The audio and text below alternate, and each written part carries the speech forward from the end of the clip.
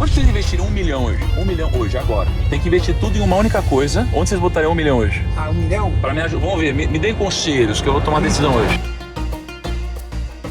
Hoje é sábado, eu tô aqui no Egito e eu preciso investir R$1 milhão, porque eu faço esse investimento toda semana. Então toda semana eu compro renda fixa, ou uma ação, ou um fundo imobiliário, ou criptomoeda, um imóvel, enfim. Eu venho e trago aqui pra vocês. E eu preciso tomar essa decisão de onde eu vou investir. E eu tô no Egito, a gente daqui a pouco tá indo para um oásis. Olha que loucura. E aí eu vou ter nesse tempo pra tomar a decisão de onde investir, né? Aqui é o Rio Nilo e a gente começa a refletir um pouco sobre tomadas de decisões idiotas e tomadas de decisões inteligentes. Quando eu olho pro Rio Nilo, porque aqui no Egito a gente pode ter uma boa aula sobre investimentos e economia, em especial quando vocês querem tomar decisões de investimentos, porque o Egito é um grande caso de um lugar que já foi os Estados Unidos do mundo e hoje é uma economia relativamente defasada, né? Então você vê muita pobreza aqui, mas em algum momento já foi os Estados Unidos. Então quando a gente investe, a gente tem que ter consciência que as más decisões, elas podem fazer com que a gente quebre de fato. E a gente precisa ser sempre anticíclico de alguma forma e diversificar nosso capital, porque imagina que você morar no Egito e você deixar todo o seu dinheiro aqui. De repente o Egito virou o que ele virou. Imagina você deixar todo o seu dinheiro na Venezuela. Pô, de repente a sua moeda perde valor. Então por isso que a gente precisa diversificar. O que eu tô pensando no vídeo de hoje é o seguinte: a gente tem duas coisas que estão muito latentes no Brasil hoje.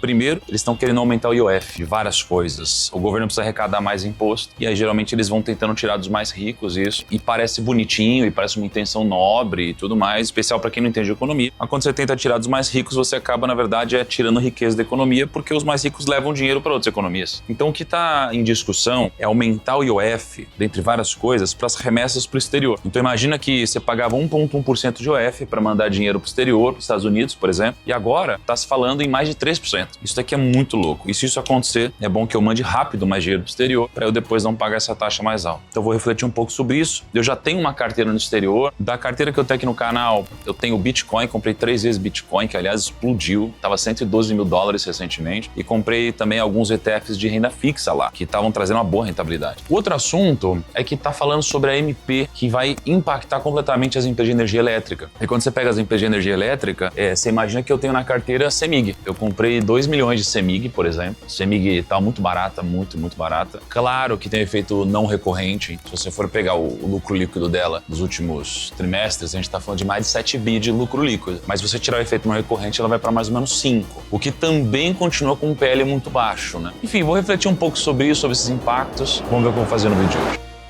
Tá todo mundo sabendo que a gente vai pagar mais no cartão agora?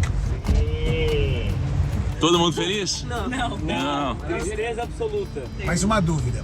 Falou que foi aprovado em partes. O que eu li previamente, o partes é parte quase tudo. O que não foi aprovado? Nesses últimos dias, no dia 22, soltaram uma MP de energia elétrica, que é a primeira coisa que ninguém tá falando. Não sei se vocês viram isso daqui, que 60 milhões de brasileiros vão ter energia subsidiada. Isso daqui significa que 60 milhões de pessoas não vão pagar mais energia, só que alguém vai ter que pagar, né? Alguém tem que pagar. Não fecha. Não fecha. Isso aqui vai custar 3,5 bilhões de reais pro Brasil. Primeiro que vai aumentar o custo de energia elétrica para algumas pessoas. Junto de tudo isso que tá acontecendo, o governo anunciou um pacote de mudanças do IOF. Cara, tinha um monte de coisa que era isento. Tinha um monte de coisa que pagava 1% de imposto. Então, você mandava dinheiro pro exterior, pagava 1,1%. Alguma remessa, pagava 1,1%. Aí o governo veio e aumentou tudo para 3,5%. Ele meio que unificou tudo. Só que aí o mercado reagiu loucamente. Aí a galera começou a produzir conteúdo. Ó, a Paulo também aqui, a Dani, todo mundo aqui ficou revoltado. Estamos na rua. E aí a galera ficou revoltadíssima. Como assim que vai aumentar tudo isso? Porque imagina, cada 100 mil reais você manda pra fora, só de IOF você já pagava 1.100 reais. Aí o governo subiu isso pra 3,5%. Então a cada 100 mil reais você ia pagar 3.500 só de imposto. Fora o spread, que geralmente também é muito caro. E aí o pau quebrou, o governo voltou atrás de algumas coisas. O mais impactante de todos, pra mim, são duas coisas aqui. Primeiro, remessa aí nosso cartão, pagar 3.000%. Não tem como fugir. Ontem foi o último dia pra isso, a gente até avisou nos stories pra quem segue a gente. Agora, outra coisa que me assusta mais é crédito pra PJ. A gente paga 0,00 alguma coisa de imposto. Agora a gente paga 0,9 alguma coisa. Só que o que é um negócio daqui me dá medo pra caramba do Brasil, velho. Isso é desaceleração. É porque pra quem quer crescer, né? Além da tomada de crédito alta, do fator de risco, de uma legislação trabalhista muito difícil para você conseguir escalar recurso humano, agora você tem mais 0,9% na tomada de crédito. A gente se sente desincentivado a mandar dinheiro pra fora agora. Na verdade é o seguinte, velho. É bom que você tenha dinheiro lá fora, porque tá ficando assustador o negócio aqui. Bitcoin, tem que comprar Bitcoin, velho. Subiu pra caramba agora, ok, mas espero que você tenha comprado antes. Mas não tem? Tem que ter Bitcoin, velho. Não tem dinheiro no exterior? Tem que ter dinheiro no exterior, cara. tem que investir lá fora, tem que tomar cuidado, tem que diversificar. A gente tá aqui no Egito, né? Eu tava puxando a inflação do Egito ano passado, sabe quanto foi? Mano, 33%. A inflação foi 33% aqui no Egito e a taxa de juros foi acho que 23% ou 24%, o CDI deles, né? E o PIB nos últimos 5 anos em dólar caiu. Assim, o Egito foi Estados Unidos, a Venezuela um dia foi super desenvolvida também. Espero... A Argentina foi a Europa da América do Sul. A Argentina foi a Europa da América do Sul. Acredito, espero e torço para que o Brasil ele só melhore, mas a gente não consegue prever o futuro nem controlar o futuro do Brasil, então precisa diversificar, cara. Onde vocês investiram 1 milhão hoje? 1 milhão hoje, agora. Tem que investir tudo em uma única coisa. Onde vocês botariam 1 milhão hoje? 1 milhão? Pra me ajudar. Vamos ver, me deem conselhos que eu vou tomar decisão hoje. Cripto? Essa aí me deixa vontade de... É tirar o governo do seu dinheiro, né? E talvez ainda venha imposto em cima de distribuição. De distribuição. Talvez. Dos dividendos, tá falando, né? Ah, vai vir. Tem um negócio também que eu nem falei aqui que é loucura. Vocês viram em cima do VGBL que eles estão querendo fazer? Previdência é uma baita ferramenta de planejamento sucessório, né? longo prazo. Então, por exemplo, você tem filhos, cara, ou você quer deixar uma parte do seu patrimônio para alguém, você bota na Previdência. Geralmente não vai incidir TCM e TCMD. E quando você passa por um óbito, você não passa por inventário todo esse dinheiro. Na Previdência vai na hora para o seu herdeiro. Porque agora estão falando sobre qualquer aporte VGBL acima de 50 mil pagar 5%. 5%! De cara? É, Na entrada. 5%, cara. Colocou, pagou. Plano de previdência ou consórcio? Ou seja... Consórcio que cobra sim. Mas aí, você falou cripto, né? Cripto, mas tem uma justificativa, porque eu não tenho nada de cripto. Então, o próximo dinheiro que eu quiser colocar, acho que eu vou colocar em cripto. Aliás, sabia que hoje de manhã eu puxei o resultado da sua carteira nos últimos 2 meses, né? Quer saber? Spoilerzinho? Quer saber em percentual? Eu vou te falar depois, né? Vai lá gravar. Mas você vai ficar feliz, cara. Se colocar 1 milhão numa Selic, boa, né? Agora. Uma Seliczinha, né? Você pega ali a taxa de juros alta. 1 milhãozinho Selic, então? Pós-fixado?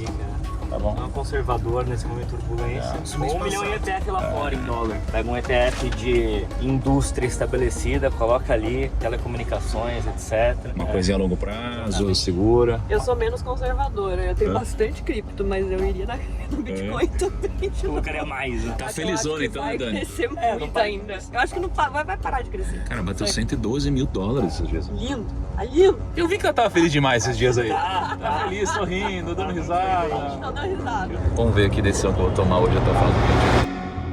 Enquanto eu reflito aqui sobre onde eu vou colocar o nosso dinheiro, a gente tá voando, a gente tá indo pra Sharm el Sheikh. É um oásis aqui no Egito. Hoje parece que vai ser 46 graus, vai ser a maior temperatura dos últimos 20 anos, né? Até o Egito ficou caliente com essas notícias do que estão fazendo no Brasil. E aí, amor, você sabia que a energia elétrica vai ficar mais cara? Ué, já tá esquentando aqui, entendeu? Começou a esquentar já, pra gente já ter que sofrer aqui. A Mayra não acompanha muito o que eu faço com o nosso dinheiro, eu que tomo as decisões do dinheiro em casa. Só que a gente comprou, amor, recentemente 2 milhões de ações da CEMIG, que é uma empresa bem grande do segmento elétrico. E a gente vai ter alguns impactos interessantes, né? A gente tem, basicamente, 3 tipos de empresas elétricas. A gente tem aquela que gera energia, aquela que transmite energia e aquela que distribui energia. Só que o governo, ele tá querendo subsidiar, ou seja, ajudar aqueles que são os mais pobres de alguma forma. Ou pelo menos é o que eles estão dizendo. A pessoa que não tem dinheiro ou tem pouco dinheiro, quando ela ouve essas coisas, parece que de fato o governo está ajudando ela. Só que nessa situação, o que vai acontecer? Muitos não vão pagar a conta, só que alguém vai ter que pagar esse custo. Quem vai pagar esse custo? Quem não se enquadra nesses benefícios, e em especial as empresas. Mas e aí? Se o empresário quebra, quem que paga o imposto? Esse que é o ponto, porque fica no limiar a um ponto onde o empresário não quebra, mas ele diminui tanto a margem. Mas você acha que eles lá não têm essa consciência que isso não vai ser bom para o país? Eles fazem por ignorância? O que você acha? Não são ignorantes, mas o incentivo não está alinhado com o longo prazo. Então pensa assim, ó, a gente aqui é um empresário, a gente vai ter a nossa empresa até o final da nossa vida ou até a gente resolver vender. Só que a gente sempre pensa a longo prazo. Então a gente precisa pensar a nossa empresa nos próximos 10, 20, 30 anos. Geralmente, quem está ali tomando uma decisão política nem sempre tem um alinhamento com os próximos 30 anos dele, por exemplo. Porque ele tem um mandato, tem 4 anos, uma reeleição, então no máximo 8 anos. Então muitas vezes está pensando na reeleição dos próximos 4 anos. Acho que às vezes tem alguns erros econômicos sim que acontecem. Existe muitas vezes a falta de conhecimento histórico, mas também existe muitas vezes o alinhamento de curto prazo de quem está nos governando. Agora, qual é a solução, Thiago? Putz, eu também não tenho a resposta exata da solução, não tenho essa clareza. O que eu sei é que quando você começa a prejudicar os empresários, você começa a prejudicar quem contrata, você começa a prejudicar o investimento em novas sedes, novas fábricas, e aí no final das contas você impacta também aquele que é o mais pobre, e em especial o mais pobre, porque o mais rico ele leva dinheiro para fora, ele faz um monte de coisa, né? Fico preocupado, tô muito preocupado com o Brasil. Brasil, de verdade, e veja que não sou só eu, a taxa de juros tá alta no Brasil, não é por acaso. Você acha que a taxa de juros no Brasil tá 15% do nada? Não, é um baita risco. Você acha que o Brasil quer pagar 15% para captar dinheiro? Não quer pagar 15%. Até porque o governo tem dívida e ele ajusta a dívida dele por 15%.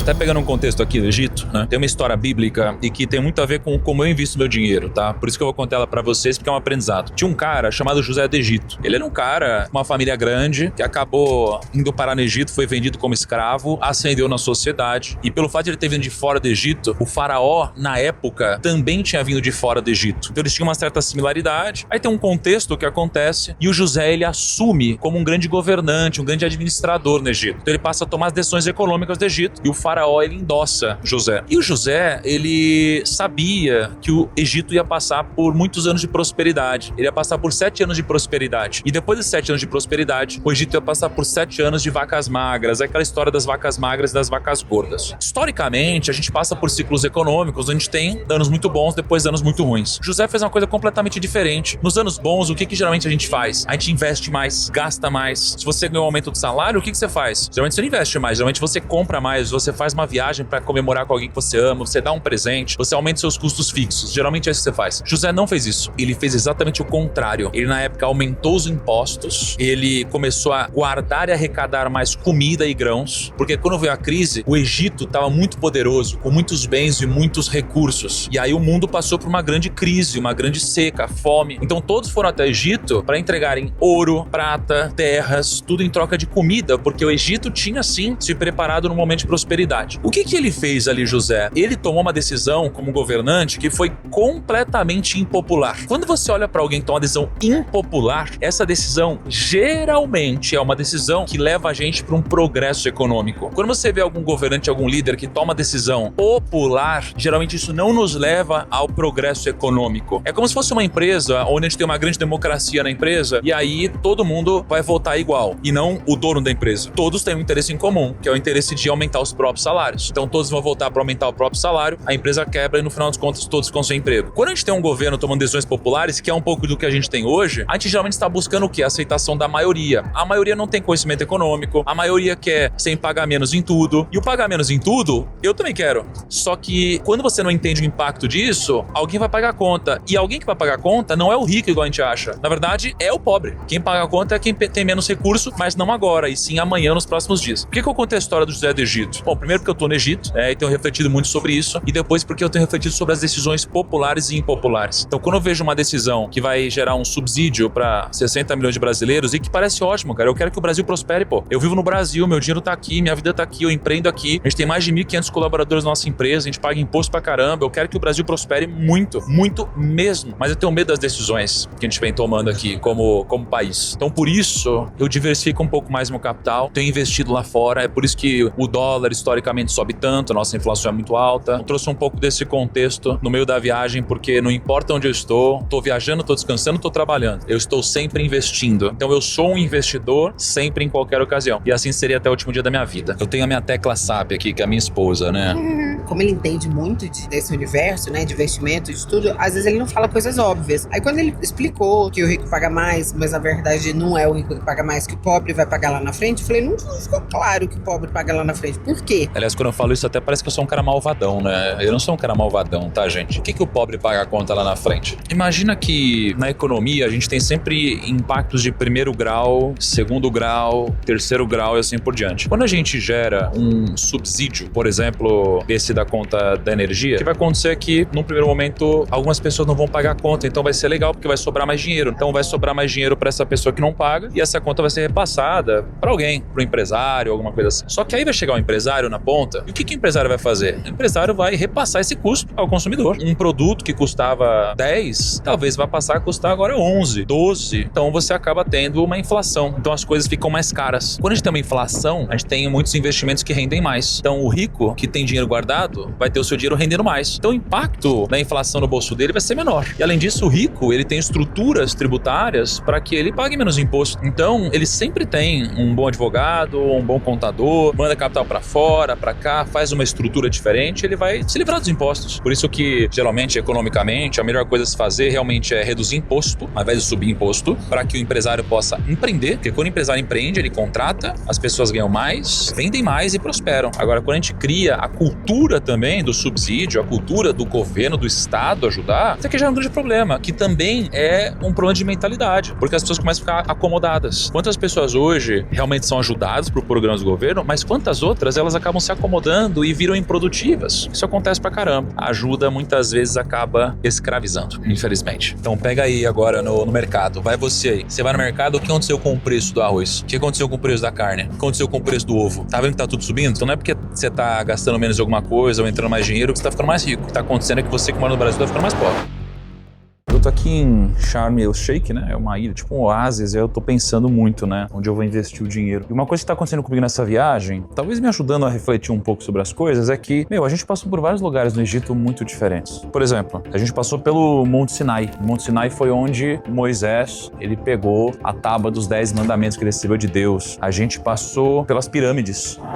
A gente tá aqui de frente pro Mar Vermelho. A gente viu museus com várias localidades. E o que isso daí tá mudando no meu jeito de investir e pensar? Quando a gente formula a metodologia da Arca, que é como eu invisto, a gente divide nossos investimentos em caixinhas. A gente tem uma parte em ações, uma parte em investimentos internacionais, uma parte em renda fixa, uma parte em imóveis. E o que me chama a atenção aqui é que eu tô passando por lugares no Egito onde a gente tem terras aqui há 4.000 anos. E elas continuam lá. Passou tecnologia, passou um monte de coisa, elas continuam lá. E tem uma frase que diz que você deve comprar terras porque Deus não fará mais delas. Então, quando eu olho para isso, eu lembro que na minha carteira pública eu tenho só um fundo imobiliário e eu talvez deveria comprar outro fundo imobiliário. Talvez eu deveria comprar um pouco mais de terras. Eu tô com algumas ideias hoje. Tem alguns bancos extremamente descontados, mas eu tô um pouco preocupado porque a gente tem taxa de juros muito alta. Isso é que faz com que as pessoas fiquem inadimplentes e não consigam pagar e empresas quebram com a taxa de juros muito alta. Porém, isso aqui já faz os preços caírem. O Banco do Brasil, o preço caiu pra caramba recentemente e tem fundos imobiliários extremamente descontados. Sempre que eu vou tomar alguma decisão, por mais que eu tenha já na minha cabeça isso tudo um pouco formado, eu geralmente ligo pra alguém pra me ajudar a tomar decisões. Então, algumas pessoas que eu tenho ligado bastante são os meus próprios analistas que trabalham na Finclass. Aliás, não sei se você é na Finclass, mas lá você tem carteiras recomendadas. E vou ligar pra eles agora pra pedir alguns conselhos. Aí você mistura um pouco dessa vista com os conselhos deles, acho que eu tomo uma boa decisão hoje. Eu tô no Egito, como vocês sabem, e eu tô surpreso com tudo que tá acontecendo aqui. Tem muita coisa histórica aqui no Egito, mas eu tô vivendo uma experiência que eu nunca vivi antes na minha vida. Ontem, por exemplo, a QIFI fechou as pirâmides pra gente. Então eles conversaram com o governo do Egito e pelo fato de a gente estar aqui, tem várias pessoas com grande audiência e etc. Eles fecharam as pirâmides só pra gente, teve um jantar privado lá. Por que eles fazem isso? Porque é um investimento que vale a pena, com certeza, né? Você tem várias pessoas influentes se expondo à marca, vivenciando a marca, e eu tô falando pra vocês, por exemplo, porque eu tô aqui. Se eu não tivesse vivendo a experiência, talvez eu não falasse. Então é um investimento que vale a pena. E falando em investimento que vale a pena, outro investimento que vale a pena é o que eu e meu sócio Bruno Perini estamos fazendo. Eu não sei se vocês viram, mas a gente vai abrir pela primeira vez inscrições para a nossa mentoria juntos. A gente nunca fez isso antes. Então na minha jornada, eu sempre lancei o do 1.000 milhão e o Bruno Perini sempre lançou o Viver de Renda. E a gente é sócio, a gente é amigo. A gente nunca lançou isso junto, a gente nunca fez um projeto desse junto. Pela primeira vez na história, a gente decidiu lançar a mentoria do 1.000 milhão em Viver de Renda e chamar ela de do 1.000 ao Viver de Renda. E não só essas nossas mentorias, mas a gente vai entregar mais 17 produtos do Grupo Primo. Então você vai ter a Finclass, você vai ter uma porrada de coisa. Sabe aquelas lives que eu fazia às 5 da manhã? Eu gravei todas. Então a gente tem todas as lives às 5 da manhã gravadas com mapa mental. Então a gente vai fazer o nosso maior lançamento da história. A gente vai abrir inscrições no dia 9 de junho. E para você não esquecer disso, eu quero que você clique aqui. Você vai abrir uma página com todas as informações, vai colocar o seu nome e e-mail para você ser avisado, para que você não perca as inscrições para a nossa primeira turma de mentoria juntos. E não só você vai poder receber mais 17 produtos pelo preço de um, como se você se inscrever, você vai receber um acesso extra pela sua inscrição. Vai ser a primeira vez, talvez seja a última também. Então clica aqui embaixo para você você se inscrever no nosso programa que começa dia 9 de junho, tá bom? Clica aqui embaixo. Cara, investidor combina com café. Precisa sempre tomar um cafezinho. E ó, eu tenho uma coisa, aliás, não sei se foi pra vocês, mas comecei a ficar muito ansioso porque eu devo tomar umas 50 cápsulas de café por dia. E aí agora eu tô tomando muitas cápsulas descafeinadas. Aqui é 3 da tarde, né? Passou de 2 da tarde e começo a tomar umas cápsulas descafeinadas, senão eu não consigo dormir mais, velho. O problema é que aqui não é Três Corações, velho. Eu só bebo Três Corações, eu sou fan lover da Três Corações.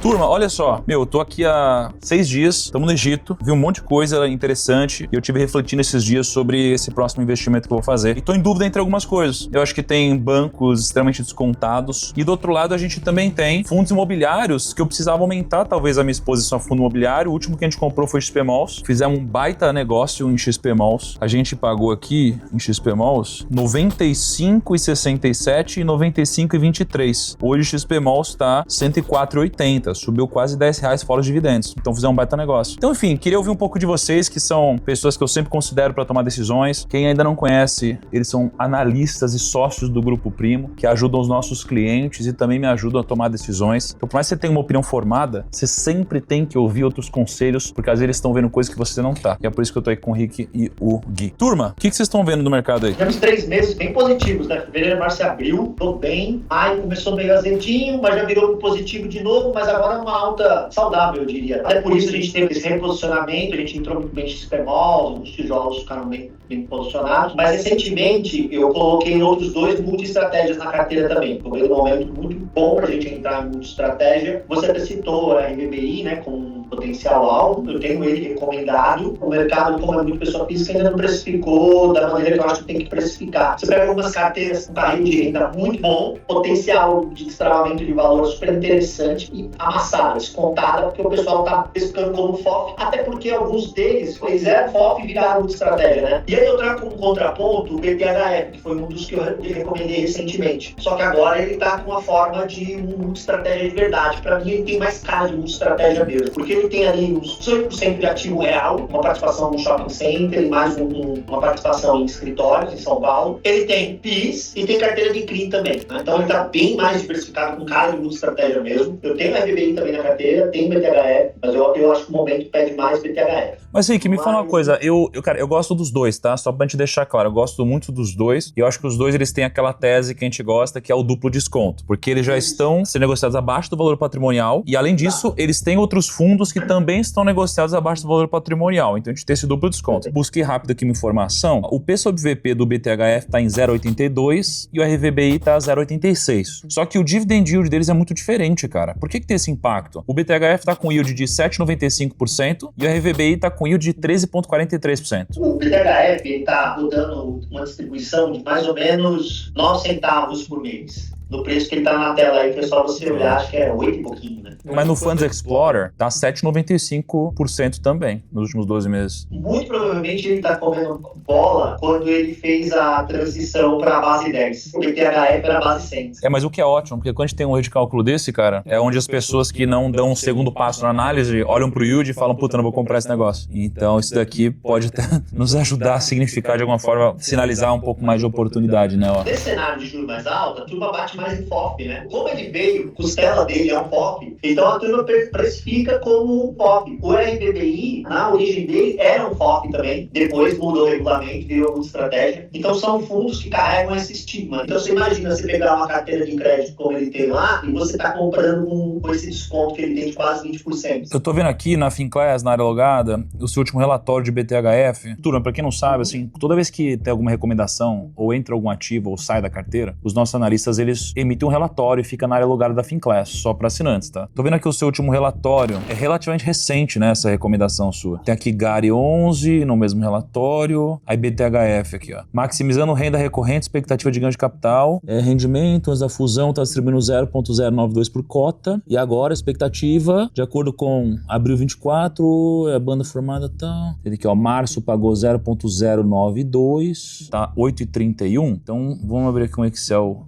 bem rápido aqui, ó. 0,092 por cota. E aí ele tá 8,31. E se eu fosse anualizar e multiplicar por 12, então, mais ou menos isso daqui. Se eu fosse anualizar de acordo com esse último rendimento mensal, eu tô falando aqui de 13,29% ao ano de yield. Esse último rendimento mensal aqui, Ricardo, que foi de 0,92, você acha que é algo projetável ou teve alguma coisa atípica aqui?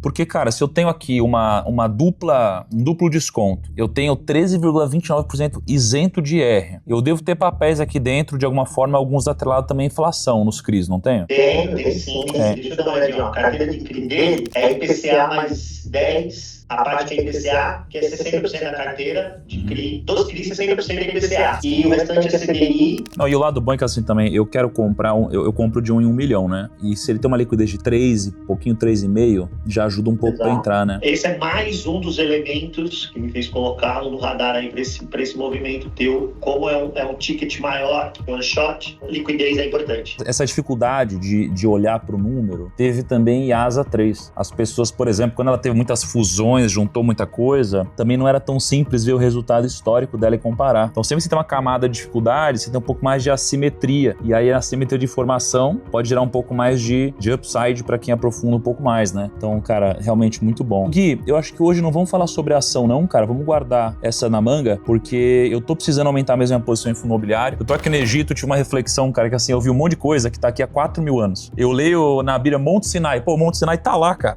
Sabe assim?